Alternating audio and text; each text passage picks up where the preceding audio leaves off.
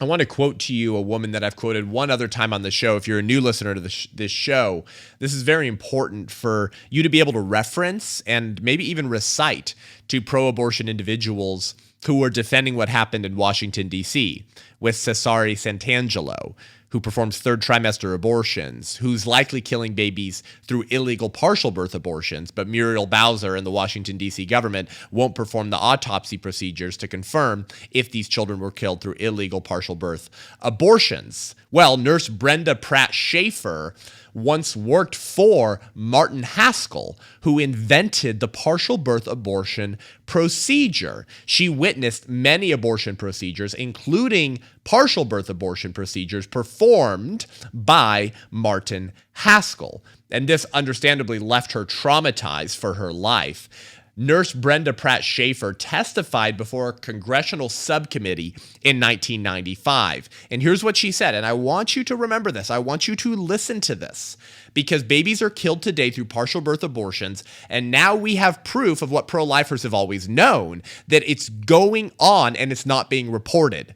It's going on despite the fact that it's illegal. And the pictures of the murdered babies in Washington, D.C. at the Washington, D.C. Surgery Clinic by Cesare Santangelo prove this. Babies don't have half collapsed in skulls without a partial birth abortion. And because these babies were killed in the third trimester, typically that's how you're going to do a third trimester abortion. So here is nurse Brenda Pratt Schaefer explaining, rather me reciting her explanation to Congress in 1995 as to the horror and violent terrorist nature of abortion.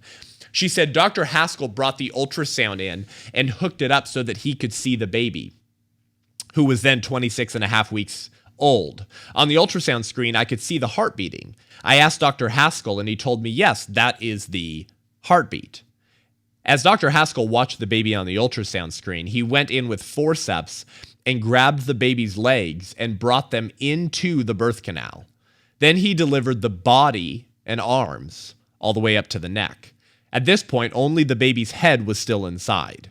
The baby's body was moving. His little fingers were clasping together. He was kicking his feet.